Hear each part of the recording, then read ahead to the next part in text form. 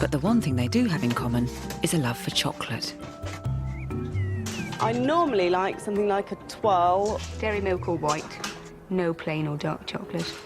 A box of Ferrero Rocher when I'm in a really naughty mood. Carte d'Or or any dark chocolate that I can get my hands on. At the end of the day, I can sort of head off to the supermarket and eat Toblerone in the car park. Cadbury's dairy milk, I suppose. And how much of it? Far too much, I suppose. I didn't get this shape by not eating enough of it, so... Willie's first task is to persuade them that what they consider chocolate isn't chocolate at all.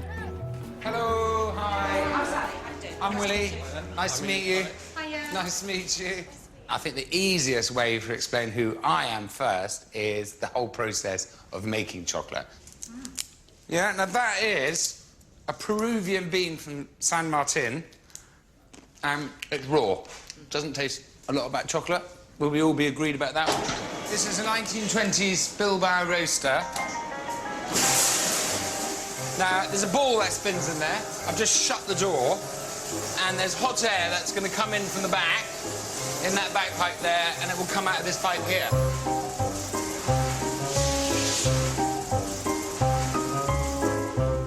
After cocoa beans are harvested, they are fermented, dried, and then roasted.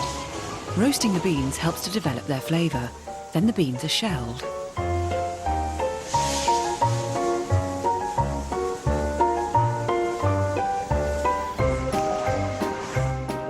Two big stones, granite stones inside here, grind it much the same as for milling your oats and wheat many years ago. It comes out here as a sort of paste, and it drops out onto these rollers, which basically refine it. Water runs through those rolls, because otherwise they obviously get very hot.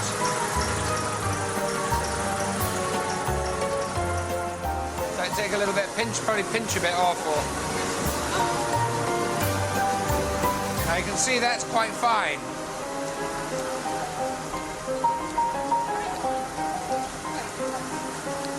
Bitter?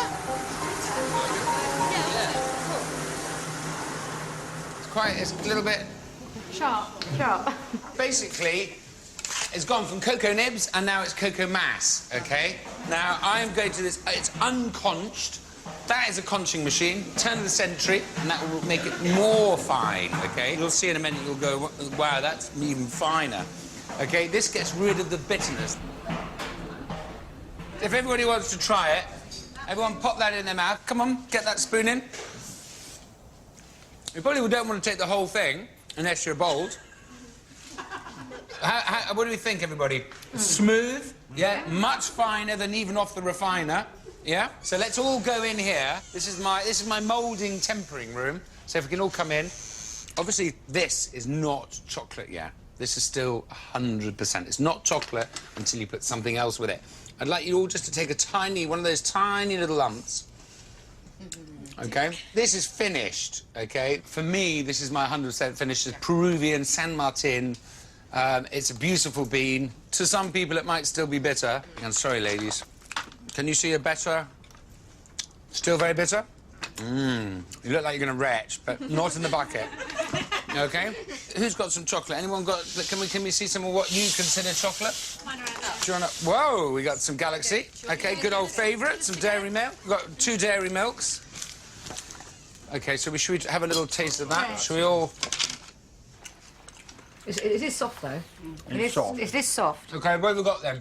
Texture, nice, isn't it? Quite smooth. Yeah, more milky. Smooth, what, milky? A bit more sugar in it than flavour. Sugar. What's predominant? What's the predominant word that comes to mind when you put that in your mouth? Sweet. Sweet. 100%. Everybody's sweet, isn't it? We have tasted real cacao, See, and that's now the problem. all of a sudden you put that in your mouth.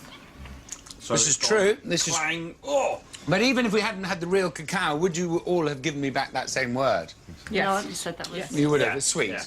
There they were. They were coming out with the words, hey, that's sweet, that's milk.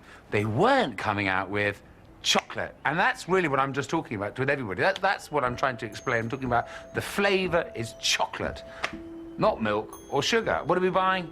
Chocolate. Little dessert.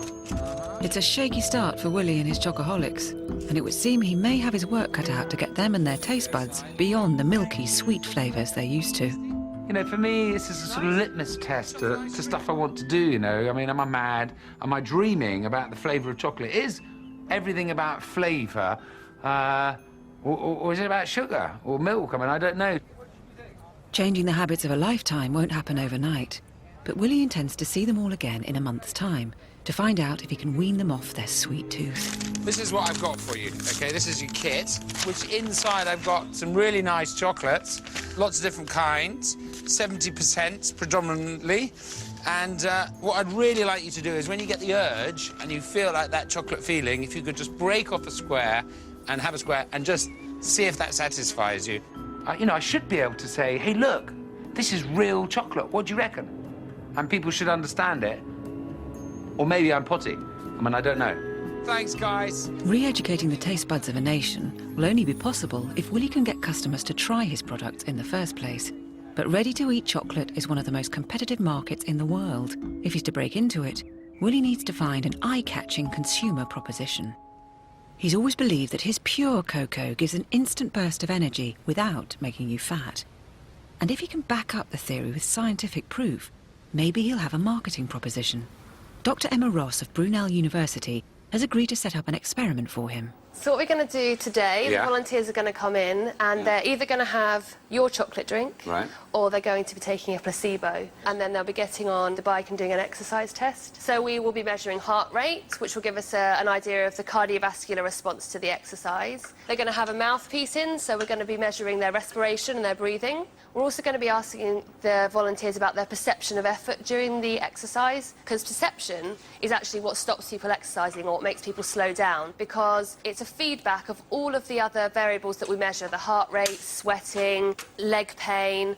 All of that will feed back to the brain and will be interpreted as a perception of effort. If we measure it all through the test, we can then compare your drink and the placebo drink and see whether people are actually rating the exercise as easier after they've had your chocolate drink. Theobromine and cacao are things that aren't well researched, and in exercise science, there's no research that says how cacao affects performance. So as an exercise scientist and a physiologist, it's very exciting for me to get a product that no one's looked at, and if we do find that the cacao improves performance, that's a really good foundation for future research in this area.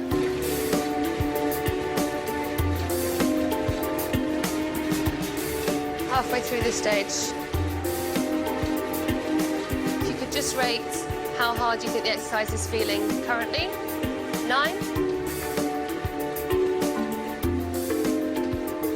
11, great.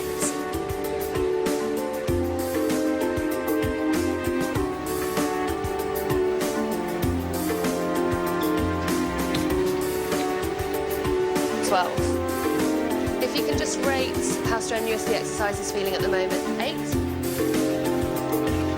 5 minutes left. Final stage. Well done.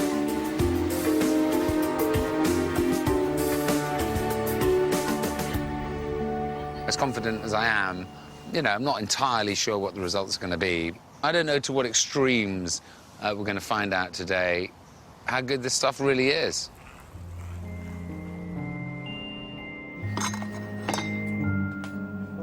So this is the first time that anyone has tested whether cacao and a cacao drink will positively affect performance. We haven't got any previous research to base our assumptions on. You know, this experiment is new ground for exercise science.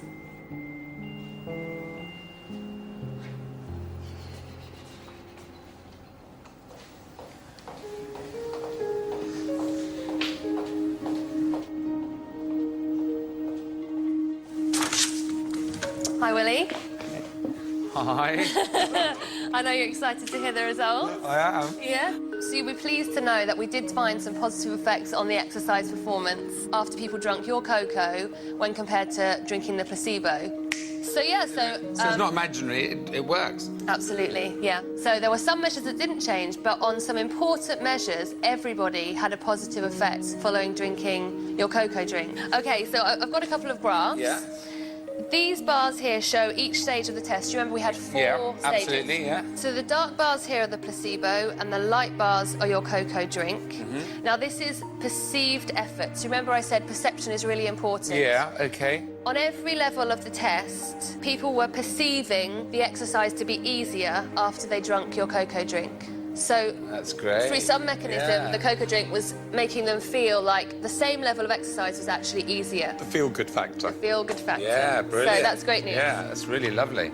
This graph is giving us an indication of what the predominant fuel is that we're burning during exercise, whether it's carbohydrates or fat. Now you can see that the cocoa drink is consistently lower than the placebo drink. Absolutely, massively. Yeah, massively. so what that means is that the individuals had a greater tendency to use fat for fuel during their exercise after we drink the cocoa drink. I love it. It means eat my chocolate and burn fat, not get fat. Don't you love it? Brilliant. For everybody. For everybody.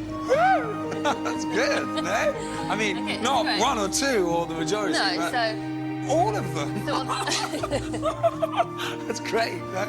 that's good. That's brilliant. Because cacao and the components of cacao, such as theobromine, haven't received much attention in the exercise literature, this is a really exciting starting point for the exercise science community to then take this product, this cacao, and see whether we can explore more how it can improve performance. Yeah, scientifically proven that my hot chocolate is healthy and stimulates you. So the next major hurdle is whether Willie can source enough of the highest quality beans to produce his chocolate in bulk. To find out, he has a 5,000-mile trip ahead of him into the heart of the Venezuelan jungle.